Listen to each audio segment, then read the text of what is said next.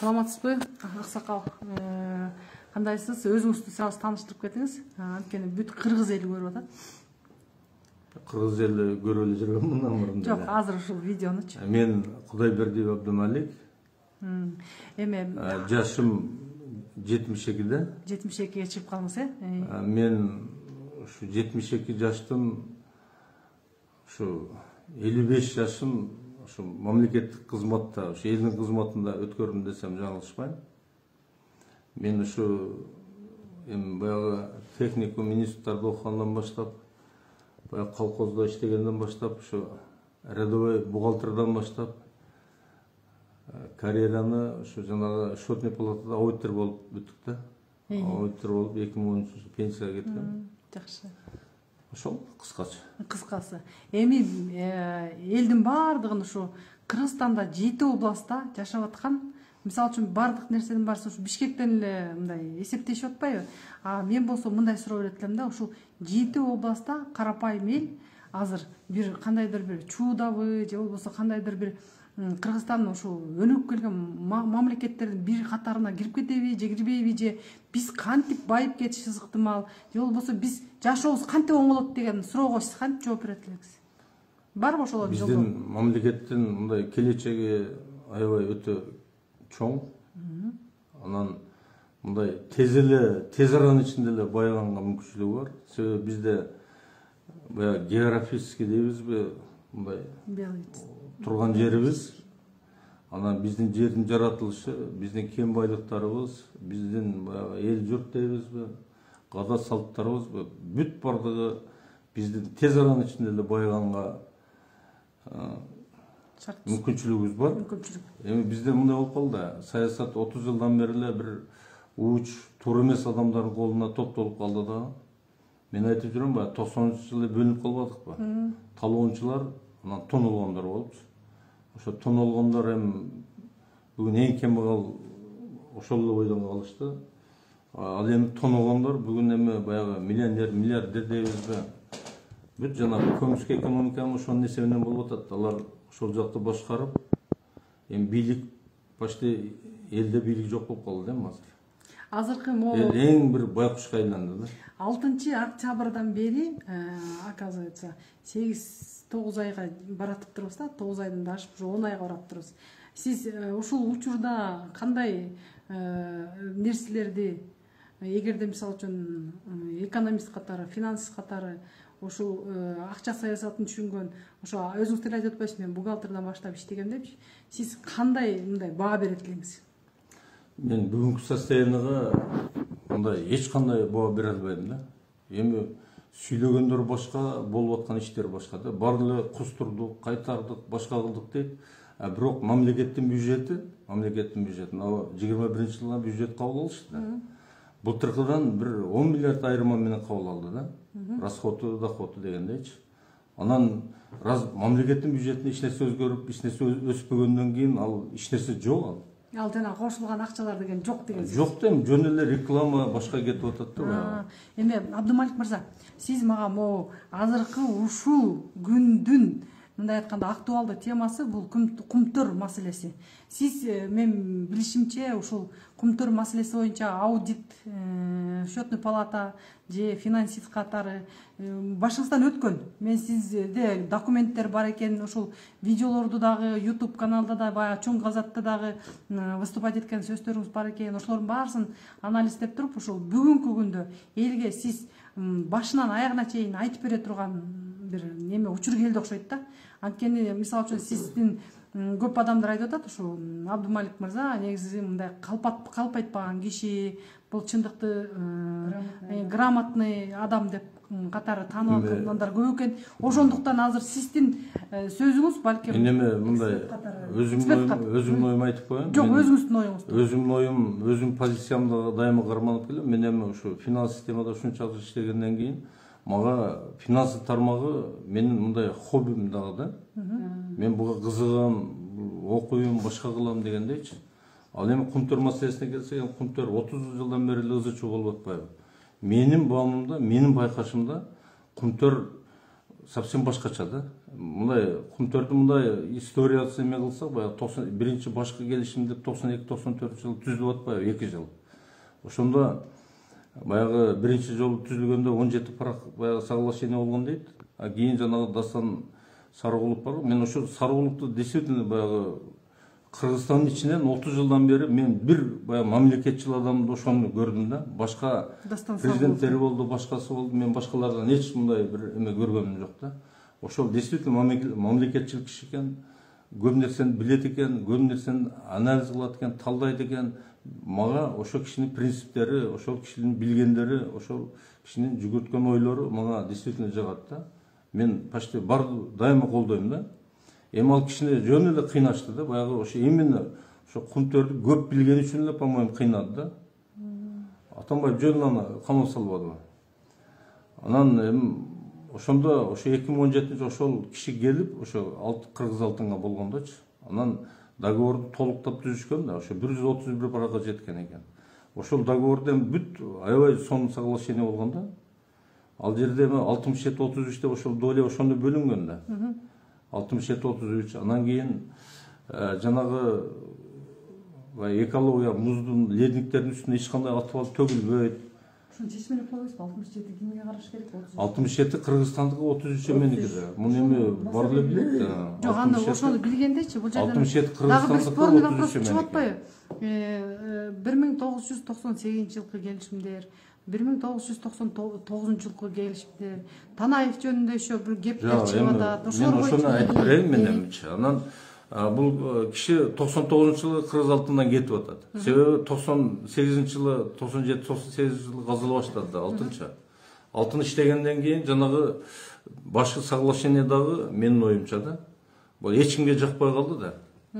Значит, жалаң эле Кыргыз мамлекетинин пайдасына түзүлүп калган келишим болуп атпайбы? Бүт эле бар да. 2002-2004 жылдары да. 2002-2004. Жок. 92-94. 1992-1994 жылы түзүлгөндө башкы келишим. Башкы келишим. Кен өзү 97-98ден баштап иштеди да. Ошондо 99 жылы Сарыгулов кетип атпайбы? Кеткенден кийин анан булар ошондо эле кантип ошол башкы келишимден чыгыш маселеси турду да. Турганда биринчи башкы соглашение билесиңер, жана Камека деген менен түзүлгөн. Камека. Анан кийин ошо Камека якобы баягы акцияларын Сентерега берди. Анан ошо акцияларын Сентерега берген үчүн деп туруп баягы 2003 жылы, по-моему, жылдын акырында 30 декабрда Танаев токтом чыгарды да. Танаев токтом чыгарып туруп жанагы соглашениени жокко чыгарып атат. Башкы соглашение жокко чыкты дагы. Значит, ошол 2092-94 жылдагы келишимдеги бүт милдеттеринен ошо жана канадалыктар, Камекалар кутулуп кетип атат да. Бирок негизи Жогорку Кеңештин депутаттары көбү каршы чыккан деп атат бул жердечи. Эми каршы чыккан. Бу жерде мындай эмелер да бар, баягы канча жолу талкуулап, аябай көп эме болгон да. Фактылар бар. Мына ошол 92-94 жылга чейинки башкы келишим долбоору 3 жолу Жогорку Кеңеш сессиясында талкууланган экен. Мына даже даталары турат. 7 жолу өкмөттүн отурумунда талкууланды. Бул сессияларга, отурумдарга жалпы 335 депутат, 167 министр, барын санап жазыптыр. Кыргыз мамлекеттин кызыкчылыгын саткан деп айтууга укугу бар. Эч кандай бу жерде кайра Кыргызстан кызыкчылыгы болуп атпайбы? Экинчи, бул эми жана биринчиси да. Экинчи, башкы келишим жакшы иштелип чыккан үчүн эсердик күчү жетпеген комбинат 2 жыл 6 ай ичинде курулуп бүтүп, ийгиликтүү иштеп, 2000 жылы алган кредит үстөгү менен $657 кайтарып бербедиби дейт. Анан ал жерде жанагы келишимде дагы шарт түзүлгөн. Баягы $675 миллион кредит алып атпайбы жана эмени комбинатты курганда. Ошол кредит кутулгандан кийин, кредит кайтаргандан кийин 100% Кыргызстан мамлекетине өтмөк да. Кыргызстандын бар управление бүт бар активдери менен бар жокчу. Анан ошол дальше баягы кийин Кумтөр жана Камека ошол жанагы 33% эле өзүнүн долясын үлүшүн алып эле отура бермек да. Кандайча анда бул эме улам анан кийин сапырылып калды. Жок, анан кийин именно ошо Танайдын токтому мыйзамсыз болуп атпайбы? Жогорку кеңеш өкмөт түзүп, жогорку кеңеш бекиткенди өкмөттүн токтому менен ала албайт да. Анан мен ойлойм, ошо 2003-төн ошо Танайдын токтому чыккандан кийин, баягы договордон чыккандан кийин сентябрга өттү. Анан келишим анан ызычуу башталды, баягы депутаттык комиссия башкачы. Сентябрь каяктан келип чыкты? Камекада болуп атса башында. Ошол бир эле эменин ичиндеги эки эме да, дочерний мындай фирма да, баягы. Жок, дочерний фирма болсун мейли. Жок, булар эмеде мисалы үчүн кредитти деле алгандан кийин, ал кредитти кутулгандан кийин уже бүт полностью мамлекетке өтмөк деп атабыз, мына. Мисалы үчүн, Сентера каяктан келип калып атат? Камека менен эметсе, түзсө болмок да. Бул жерден Танай Камека менен түзүлгөн договор болгон да. Именно ошол Кыргызстандын пайдасына түзүлүп атпайбы? Ошо Кыргызстандын пайдасына эмес, бирөөлөр пайда кылыш үчүн договорду бузуш керек болгон. Кызыктар жакта. Ошо кызыктарды мына ошонун бери көрүп атабызга, мамлекетке эч кандай Кумтөрдөн салым жок. Пайда жок. Пайдасын ким көрүп атканын азырга чейин билбей жүрбөйбүз. Эми сиз жана айтпадыңызбы? Мен мындай андан бери канча варианттар болду. Элдик башка андай кылабыз, мындай кылабыз. Это бүт игра да, элди алаксыш керек, башка кылыш керек, башка. Мен ойлойм, азыркы бүгүнкү көтөрүлүп аткан маселе дагы эми сотко барабыз башка дейт да. Бул эми билбейм канчалык деңгээлде. Мен мисалы үчүн мен ишенбейм да. Эми мына көрөбүз. Азыр мен ишенбейм десем, андай мындай деген баягындай совсем мез иштебегендер чыгат. Байгычы.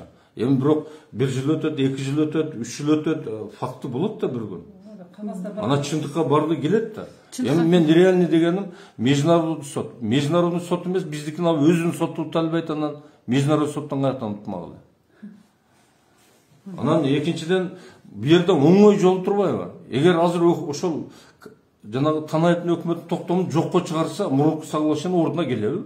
Келет да, конечно. Эч кандай зачем жанагыдай велосипедти зачем изобретать? Жок, зачем жанагы велосипед уже изобретен? Жанагы эмелерди эме кылып да, жанагы международный сот, экология, башка деп эсептепчи. Ошондо өзүбүзгө келгенден кийин, анан кийин дальше кете берет да. Мисалы үчүн, это же мошенничество болуп атпайбы? Эки компания бири-бирин алып эле сатып чыгарып атпайбы? Мен ойлойм, бүгүнкү күндө дагы эле ошол жеп ичкендер ушу кантип кутулуп, эптеп азыр буларга эми жеп ичип бүтүргөн бүтүрүшү да эми. Эми кантип ушунан чыгып кетиш керек, кутулуп кетиш керек да. Ошол эле максатта ушу ар түрдүү нерселер болуп атат да. Мындай айтканда, азыркы учурда мисалы үчүн ал жер Кумтөрдүн каскан жерде мындай айтканда экологический катастрофага келип атат, туурабы? Жанагылардын баарысын культивация кылып, анын баарысын кара топурак төшөп, аны еще бактарды куруш үчүн да канчалаган миллиарддаган акчалар керек. Анын баарысын ушул Канада возмещать этип береби? Же болбосо ошол эле биздин Акаев, же Бакиев, же Атамбаев, же Роза Отунбаева, же Жээнбеков, же ушул эле Садыр Нуркожоевич, ушулар эме ошол Скөл областынын жашоочуларынын эмесин возмещать этип береби ущерб? Бул эми өтө чоң маселе. Анан ал жерде эми жанагы подземный, надземный деп туруп, биринчи жанагы эмеси боюнча, запасы боюнча, Кумтөр проекти. Баягы 200 канча? Эми айырды содержание золотен Кумтөрдүккө баягы дүйнөдөгү эң көп содержание бар алтын да 5 граммдан 12 граммга чейин экен. Эми жазышып атат, кээ бир жерлерде 35 граммга чейин содержание золотода 1 тонна рудада депчи.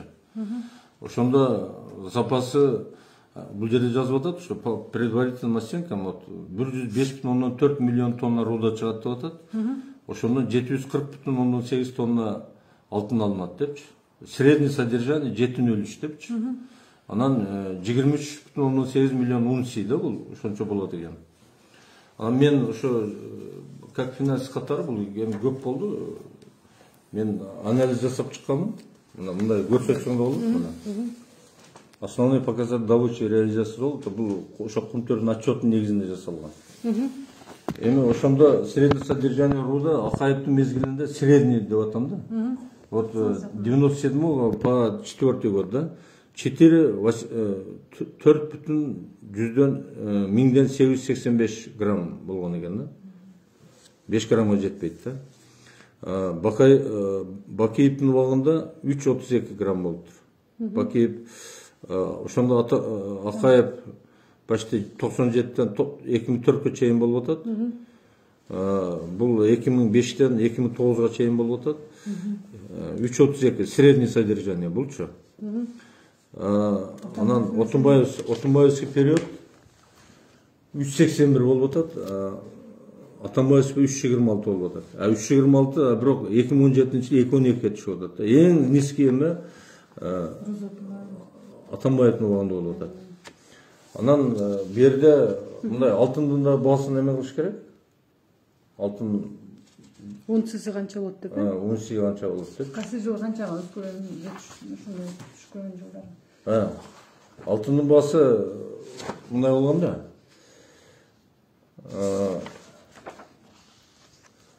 Алтындын баасы эменин убагында жана Акаевдин убагында вообще арзан болгон, 10,5 грамм болгон.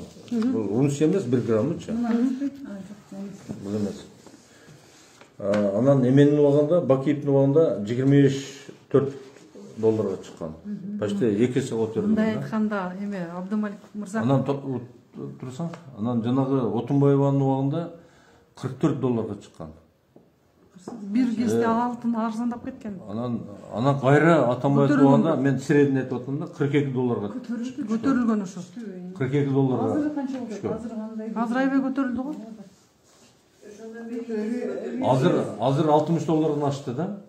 Дагы ашат. Мына 30-жылдарга 100 долларга чыгышы мүмкүн деп атпайбы. Ошон үчүн алтын эми бизде Кыргызстанда алтын көп да.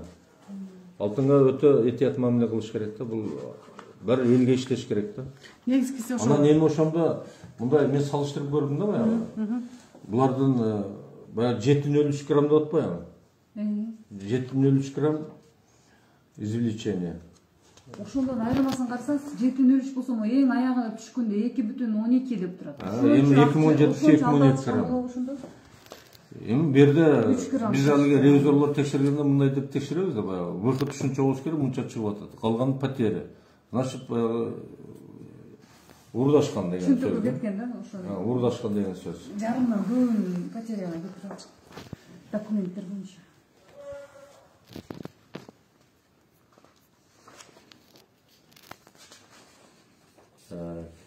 Ошондо Акаевдин убагында потеря 62,6 жана потеря деп атам мен, жана разницасынчы. Или ошол убакта сена менен алганда 644 миллион потеря болуп атат да. Бакиевдин убагында 65,3 тонна, 1,5 миллиард 534 миллион. Отунбаеванын убагында 36, 1,3 миллиард болуп атат потеря. Атамбаевдин убагында 133 тонна разница. 5 миллиард 640 миллион болот. Итого 10 миллиард разница жана содержание золотодон эле потеря болуп атат. Алтынчы. Эми анан жанагы эгер Кыргызстандын немесине өткөн болсо, баягы биринчи башкы соглашение ордуна келген болсо, бул эч кандай, значит, бул мошенничество алмаштырган нерсени дүйнөдө эле колдойт да. Бул Канаданын өкмөтүнө, жага парламентине, башкага жазып, муну эл аралык кайра Кыргызстанды колдойт да. Эми коррупция менен күрөштү барлыгы колдоп атпайбы? Бул эң оңой жол да. Мен кандайдыр бир эч түшүнбөйм да. Ушу оңой жол турса, буну такыр айтышпайт дагы. Башка эле элгелик кылабыз, национализация кылабыз, башка кылабыз депчи. Акылбек Жапаровду угатышпайбы? Эми Жапаровду билбейм мен. Менде мындай суроо бар да. Саламатсызбы? Менде мындай суроо бар да. Башкы келишим 1992-94 жылы түзүлгөн башкы келишимде дейт.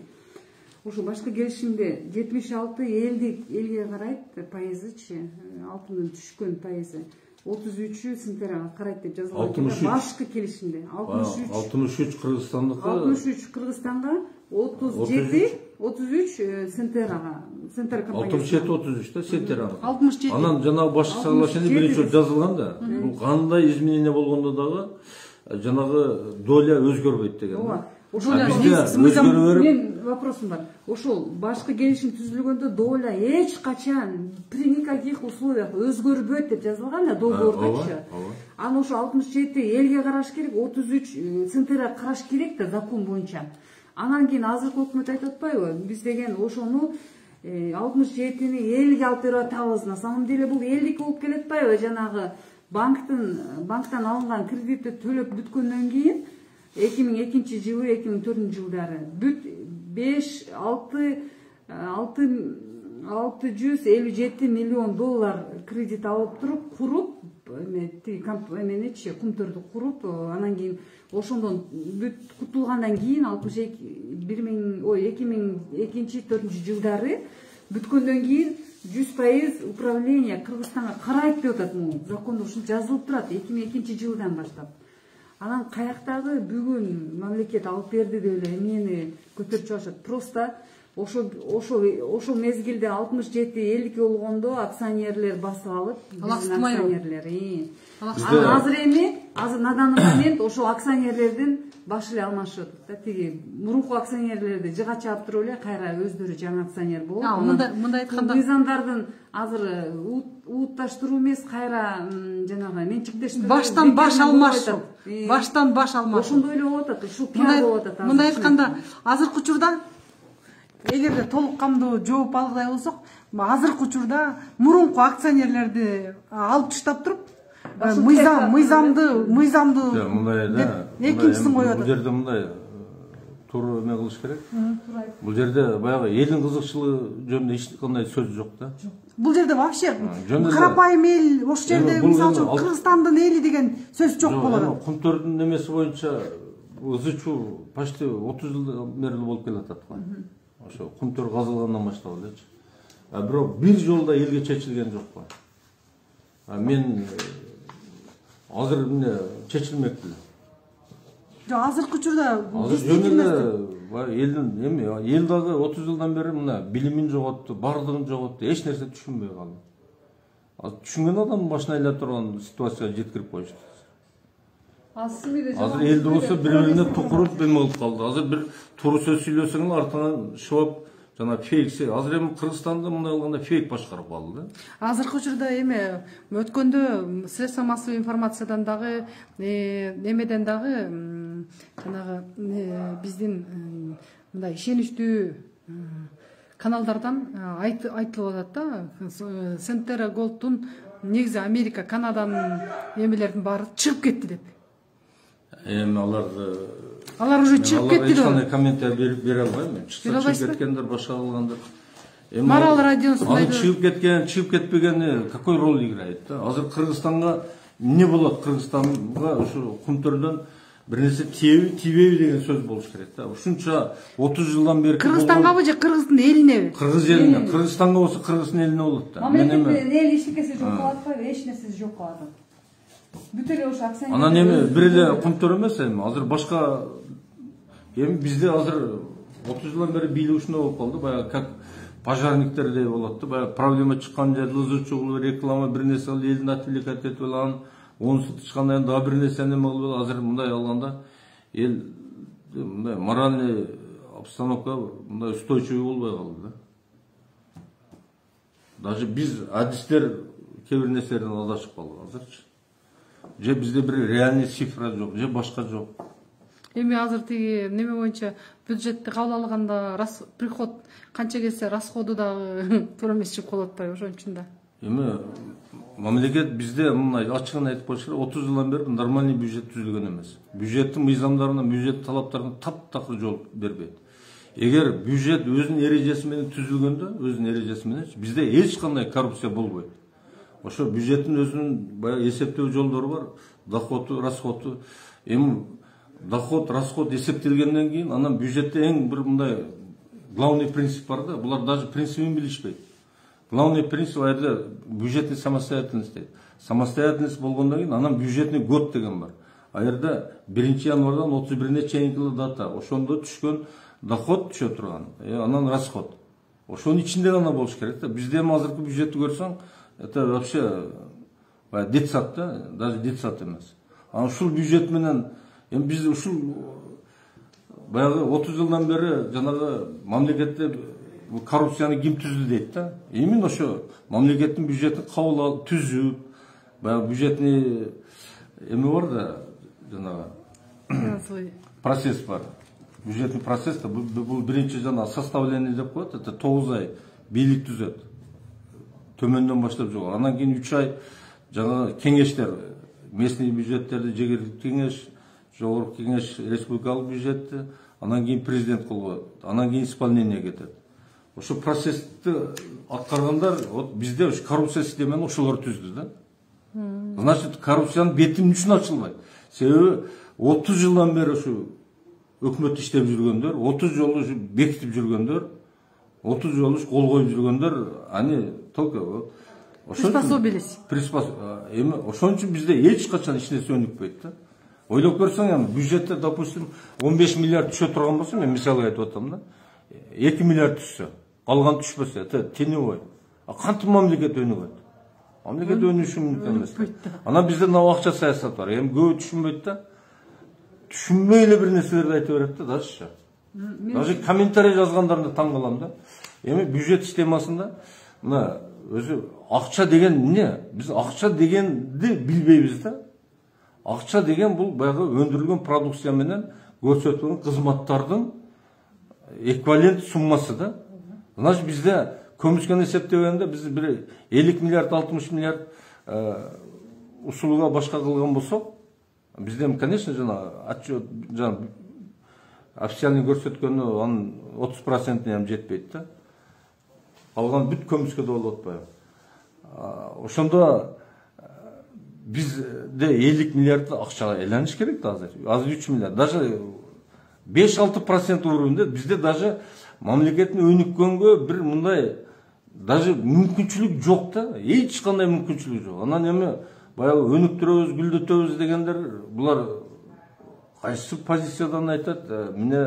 Мен адис катарында, мен непонятно да. Мен ошолор менен чакырат элем. Келип бир мындай чечейикчи депчи. Мындай бир реально элге таштап берейикчи. Жөн эле артыңан жамандап, андай кылып, мындай кылып болбойт деп. Биз Кыргызстанды бүгүн Кыргызстан, мен жан башында айттым го. Бүгүн буквально 1 ай, 2 ай, 3 ай, 4 ай вакыт жетет Кыргызстан оңдоп койгонгочу. Тем более азыр мындай технология жетти, башка жетти. Азыр экономиканы информатизациялоо деп коет. Жаңа АИС технология барлыгы жетишти азыр. Бүт карточка, наличка акчаны жок кылыш керек.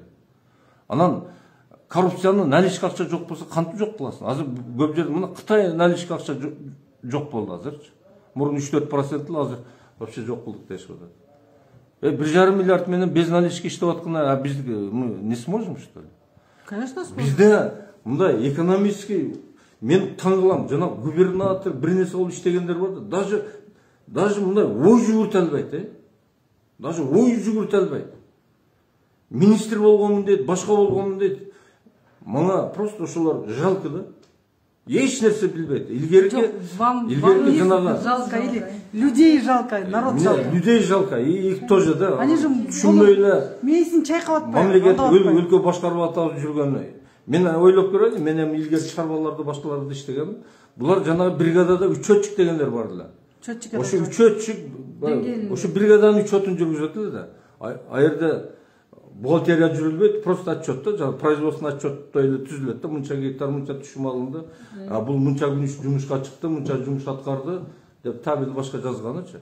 Ошол бүгүнкү бизде мен 30 жылдан бери ойлойм, бизде ошо бригаданын ошол убактагычы учетчик бригадир деңгээлинде иштеп атат да. Губернатор болбойбу?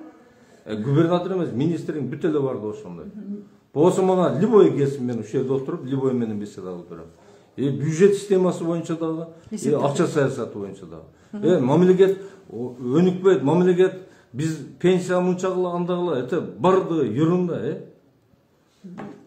Бизде эми эл эмне жоготконун билбейт да. Мына Biz 90 жылга чейин, 90 жылга Союз составында болдук. Ошондо мындай эгер жаңылбасам, средний пенсия 106 рубль 50 копеек был, да? Средний пенсия по Союзу.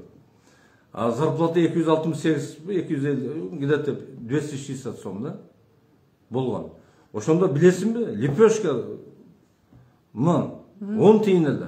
10 тыйын. Ошондо бир мешок мун 14 сом. Ошондо мына эсептеп көрсөң, ошондо эсептесең, азыр биздин элден эч нерсе мындай эме болбой калды, ойлонуп бир жыйынтык чыгарылбай калды. Ойлосоң ошондо 1056 нан келмек экен. Эми 1056 нанды бүгүн 20 сомдон көбөйт. Значит, эгер ошо 90-жылдын деңгээлинде болсо, бизде пенсия бүгүн 30 миңден төмөн болбош керек. Зарплата 60 миңден төмөн болбош керек. Бирок бул 90-жылдын деңгээли. Эми онун бери бир жарым эсе өскөн болсок, бизде мен ойлойм бүгүн зарплата 100 миңден болуш керек. Пенсия 40 миңден болуш керек. Мен эми баягы минимальный эмесин айтып атам да. Жана детский пособие бир эме дегендер 15-20 миңден ашыш керек.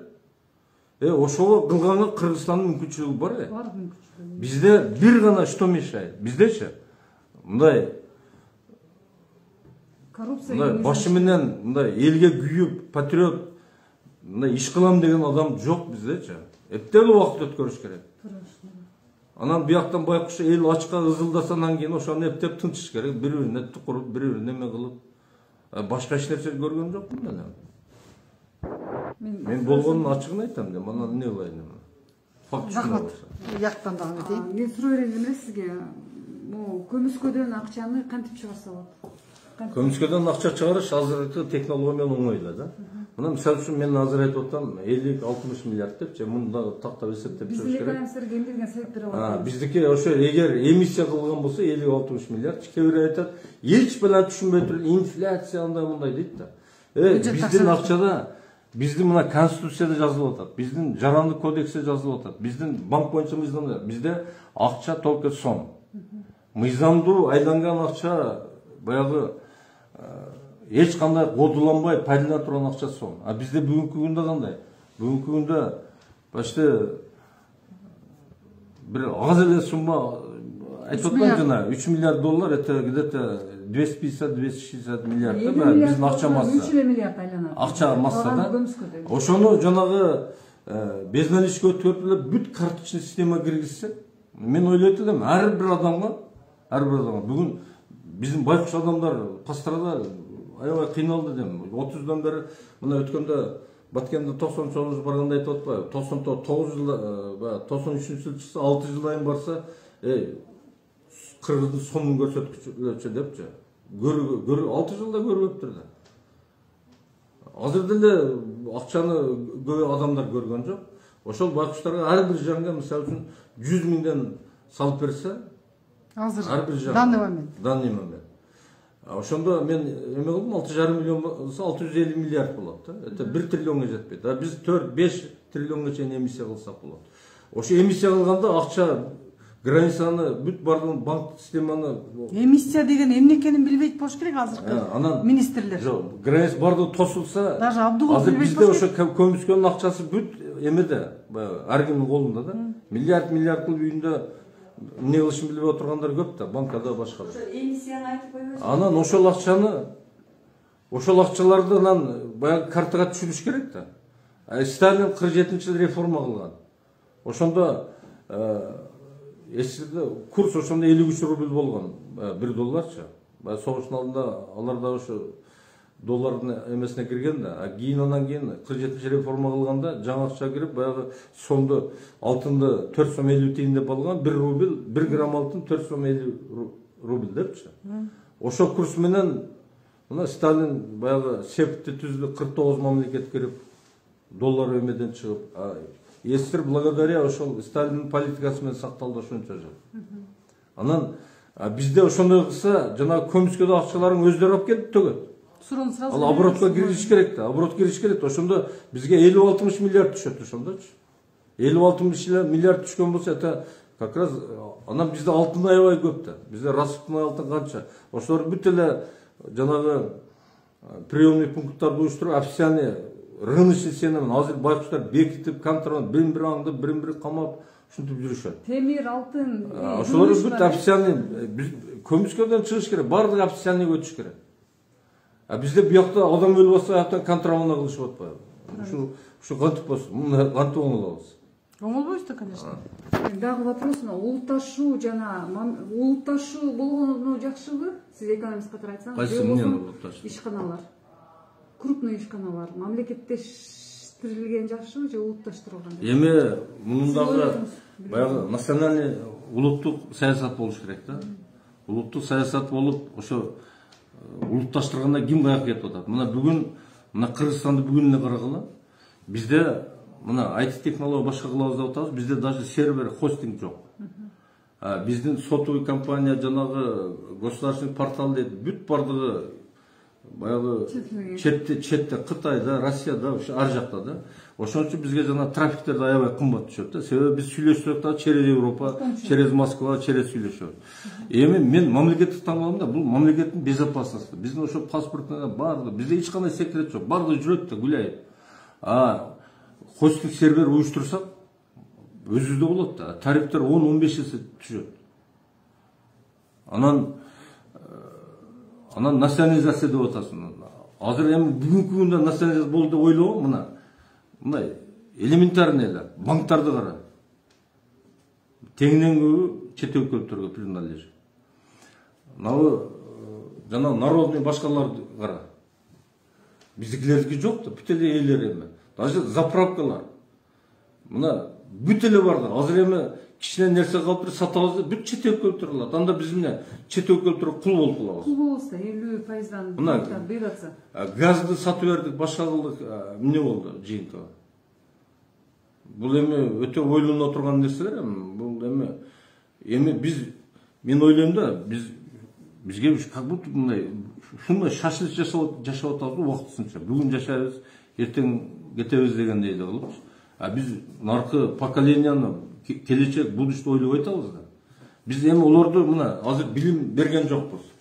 30 жылдан бери билим полный деградация болду, туурабы? Туура. Эми буга мүмкүнчүлүгү балдарын окутуп атат жана курс анда мындай кылып. Бирок это аз да. Биз эң основной бул кыйындар көпчүлүктөн чыгат.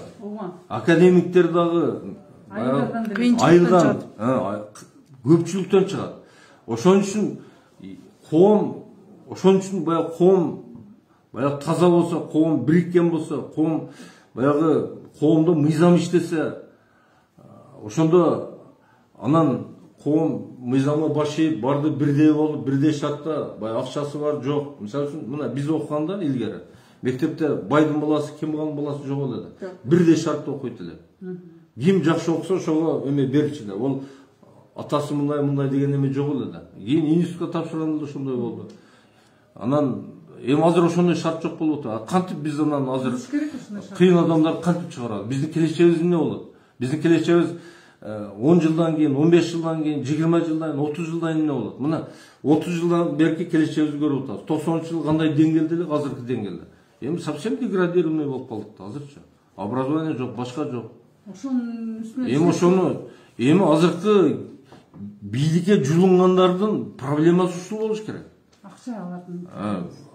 Эми андай акча кылам деген менен мына акча кылам деп жыйынтыгы бүгүнкү күндү берип атат. Дагы суроо акыркы ушуну берип койсом болот экен. Эгер мүмкүнчүлүк болсо, дебатка кимди чакырат элеңиз? Мен любой чакырат элем. Президентти же катыраак айтпайсызбы? Президент болобу. Мен эми мына биз мына улуттук демилге өнүккөн Кыргызстан деп неме түздүк. Мына 2 ай болду. 2 ай болду. Көрүп атасыңарбы? 2 ай болду. Биз ким кандай демилген болсо кел. Ким болсо кел деп атабыз. Мына келген келип атат, бирок бийлик тараптан эч ким келген жок. Даже реакция алган жок. Биз мына президентке обращение кылдык. Мына ушул жерде айтып коеюн, мына азыр банкада эң башкы маселе жана валюта болуп атпайбы? Бизде мына мыйзам иштебейт десе эч ким эме кылбайт да. Мыйзам иштебейт десечи.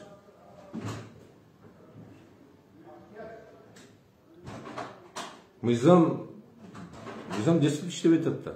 Мына жаңы эле айттым. Элге иштебейт атат. Жаңы эле айттым.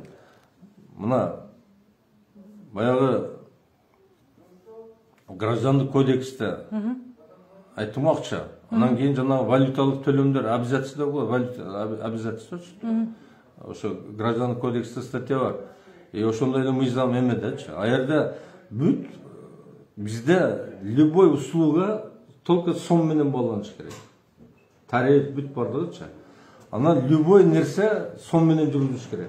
Биздин мынау банктардын доллар менен берген кредити доллар менен кабыл алганы эте мыйзамсыз. Бул конституцияга каршы келет. Бул жарандык кодекске каршы келет. Бул эми доллар менен кредит берген пайда болсо эле банктар кыла береби?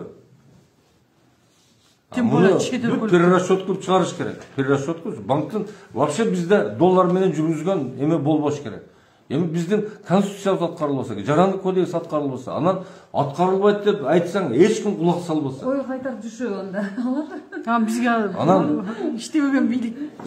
Анан карасаң азыр ушу доллар менен кредит алып алгандар канчасы страдайт да, канчасычы жөн аш акчалар төлөп атат да. Мына мен мисалы үчүн бир эле кредит айтайын, вот 2014 году 100 000 доллар кредит алып турду. Мен ошону эсептеп көрдүм да. Тогда 53 был, да, курс. Ошондо 5 миллион 301 миң болуп атат да. Анан кайтарып тур, сумманы кайтарганын эсептесем, по курсу да, банк доллар менен алып, доллар менен жүргүзүп атпайбы. 6,5 миллион кайтарып. Наоборот, жанагы проценттин дагы бизде 19-20 калган процентти коюп атпайбы. Бул процент боюнча дагы карасаң мыйзам иштебегеничи. Мына бизде атаандаштык деген мыйзам бар. Атаандаштык мыйзамда жанагы атаандаштык баягы таза конкуренцияны баягы мындай ордуна келтириш үчүн баягындай чектөө, тактоо дегендер болот да. Ошолорду коюу максатында ошо конкуренцияны өнүктүрүш ошол мыйзамга тагылып атат да. Ошол мыйзамды ошон үчүн иштеп чыгып атат. Мыйзамдын максаты ошол. Анан ол жерде жазып атат. Финансовый услуга жанагы улуттук банкка жүктөлөт депчи. Значит, ошол талаптарды улуттук банк жүктөш керек. А улуттук банк эмне кылат? Улуттук банк боюнча мыйзамда 28 статьяны жазып атышат. Баягы пайыздык ченемдерди как баягы рычаг, экономиканын рычагы катарында ал жөндөйт депчи, баягындай келет деп. Анан 17 статьяда жазып коюп атат, улуттук банк баягы заемщиктердин кардарлардын укугун коргойт депчи. Эми парадокс да, кана иштегенин көрдүңөрбү? Эгер атаандаштык болсо, бул каяктан 19-40-60% болот, ойлоп көрсөңөр. Бардык нерсенин наркы болот. Бардык жерде эле тоноочулук. Бардык нерсенин наркы болот. Наркы менен сатылыш керек. Мына, мисалы үчүн жанагы улуттук банктын эмеси эмнелерден куралат? Бул жанагы депозит, бирөөнүн акчасы, сенин акчаңды алып атам, канча процент калдым. Анан экинчи банктын расходу, анан банктын риск деп коет, анан тобокелчилик, анан пайдасы. Бардыгын эсептеп атат. А ошондо бүгүнкү отчеттор боюнча улуттук банк бизде 2-1ден ашкан процент жок улуттук банк, жана депозиттин ставкасычы. Значит, бизде 6-7%тен ашкан процент болбош керек. А бизде 30 жок, сомдук. Жок, бизде доллар вообще кредит болуш керек эмес. Сом менен бериш керек да. Эгер чет өлкөгө курс бар да, доллар менен алып кете бересиң да. А булар элдерди мажбурлайт. Себеби кредит сураса, айтат, ресурсубуз жок, доллар менен алсаң, пожалуйста, депчи. Вот ане. Акысы жок. Эми биздин мамлекет 30 жылдан бери ушундай болуп калды да, жалпы 6,5 миллион боюнча эч кимдин эч кандай эмеси жок. Бардыгы эле ушу бийликке жетсе эле өзүнүн камын көрмөй да. Эми бул эмеден чыкпасак бул болбойт. Биз эми азыр аламдаштыруу мезгилиндебиз. Аламдаштыруу мезгилинде эң кымбат адамдын баасы. Адамдын баасы. Мына мисалы үчүн Сингапур дейбиз, башка дейбиз. Мына Сингапурда баягы бир адамга өндүрүлгөн продукция 100 000 доллар да. Бизде мына 1200-1100 да доллар. Эми ойлоп көр, Сингапурдун адамы бирдей эле адамбыз да. Ол 100 000 долларга байланса, мен 1000 долларга байланам. Вообще мына уятта, намыста. А ошол адамдын сапатын жакшыртыш үчүн эмне кылышыбыз керек? Биз нормальный бюджет түзүшүбүз керек, нормальный акча саясатын кылышыбыз керек, нормальный билим беришибиз керек, нормальный жанагы саламаттык сактоо мекемелери түзүш керек. Биз элдерди тарбиялап, элдерге азыркы аламдаштыруу мезгилинде бул улут жөнү жок болуп кетет. Мүмкүнчүлүк беришибиз. Адамдарга мүмкүнчүлүк берип, адамдарга шарт түзүп, адамдар тарбиялап, биз адамдардын деңгээлин өстүрүшүбүз керек. Эгер мына ойлоп көр, ошо Сингапурдун деңгээлиндеги адамдар бүгүн жашаса бизде. Хотя мына Германияда 50 миң, хотя башка мамлекет, любой эле. А жерде деңгээл башка. Айтып атпаймынбы, алардын стоимосу, мисалы 20 миң, 30 миң, 50 миң доллар турат да. А сен 1000 долларсың, онун жанында никтосуң да. Сен только эшик шыпырган гана жарайсың. Биз ошондой деңгээлге түшүп калдык да. Это реально. Туура айтасың. Эмне 1000 сомдон берип атпайбы киши башына? Азыр элде эле ар түрдүү группаларга бөлүнүп алып эле өздөрүнчө эле ону жактап, муну жактап эле жүрүшпөйбү? Адамдар азыр өзүнүн келечегин ойлой турган мезгил жет. Ар ким өзүнүн келечегин өзү ойлоп, коом бирикпесе эч нерсе чечилбейт. Качанга чейин эле бир 5-6 топту же 5-6 кишини ээрчип жүрө беребиз. Ич беле чыкпаса ham эле 30 жылдан бери ич беле чыкпаса ham ээрчип беребиз эле. Мен таң калам да. Кээбилер айтып атпайбы, 30 жыл чыдадың, дагы 5-6 жыл чыдап турайық депчи. Эмне кыргыздар чыдаганга жаралган. Жок болуп кеткен. Жок, эгер эми мүмкүнчүлүк эч нерсе жок болсо ham макул да, жок. Бирок бүт мүмкүнчүлүктөр бар турбайбы? Ошого эле баягы мен иштетсек эле, акыл иштетсек эле жетип атпайбызбы? Эми акыры бу коомду да ойлош керек да. Элди, элиң болбосо сен кимсиң? Миллиардер болот экенсиң, мына кече жанагы миллиардерлер баягы бүт өкмөттөргө кайрылып арыз жазышыптыр да, жанагы кабал берип атпайбы? Бизге баягы налогдуу ставкаларын көбөйткүлө, биз себеби жана пандемия, башка нерселерде биз эч кимге жардам бере албайбыз, барып иштей албайбыз. Зато бизде огромный деньги. Давайте ставкаларды көбөйткүлө, биз төлөйлүк депчи. Ошону жана кабал жооп берип атат. Ал дейт, алар дейт дагы эле байыганды көздөп атат дейт да. Алар миллиардер болду дейт, аты чыкты, ладно болду. Эми аларга бир десятка там 100 миллион эле жетет дейт да. Бала чакасына бардыгына жетет дейт да. Эми мындай эл менен да коом менен теңдеш, калганын бүт бардыгын берсин деп атпайбы элге. Элдерден уурдап, элдерден эме кылды. Бизнесте ошондон Жок, элдин эсебинен байышты. Буз бардын кайтарып берди. Самолет болобу, пароход болобу, завод болобу, бүт берсин деп атпайбы? Элдер тегерсин. Олар ошондой берсин деп атса, биздикилер сатабыз деп атат. Ошондо биздин туура эмес кетип аткан политикабыз. Анан дагы бир нерсе да, мына Конфуцийдин айткан сөзү бар. Акыйкат болбогон коомдо бай болгон, өзүн мындай көрсөткөн бул жаман нерсе да. Уят. Анан акыйкат бар жерде кембагал томаяк болгон уят да. Акыйкат бардык болсо да, бизде ошо акыйкат жоонан ушундай болуп атпайбы? Томаяк болуп калдыкпы? Томаяк болду. Биздин эл акыйкат жоонан томаяк болду. Келгиле ана күрөшөбүз ошого каршы. Бир суроодо ушул мынакей абдан күйүп жанып, күйүп бышып айтып келатасың ушу жөнүндөчү. Ушуну мына көзөмөлдөбөйт, ушуга мынакей көңүл бөлбөйт деп, ушу көңүл бөлдүрүш үчүн эмне кылсак болот деген. Муну Чернышевский суроосо что? Конституция бүт бардыгында конституция боюнча эл чечиш керек да. Баягы бийлик элдики да. Демек, анан жана биз конституция деп кабыл алып атабыз да. Демек, конституция деле ошо элдин бийлигинин структурасы. Мен ойлойм, мына конституция адам, мына сенин фигураң турат да. Баш эл болуш керек да. Ол жанагы закон, мыйзам жазган жогорку кеңеш болуш керек. Сен аягында эки путуң өкмөт болуш керек да. Демек эмес. Бизде ошол функция болбой атат да. Баш жок калды, баш жок биздечи. Баш жок эле эл эч нерсе жок болуп калды. Эки путуң эки колуң кыймылдап жүрөт, баш жок болгондон ол ар жака кыймылдап жүрөт. Эми баягы баштын баарын ордуна келтириш биздин колубуздан келбегендиктен эми эл түшүнүш керек, эми эл каалаш керек. Элге катмарына, элдин катмарына жеткиришибиз керек ушуну. Жакшы каалоону жашаса, эл өзү чечет, жакшы аракет кылат, жашайт.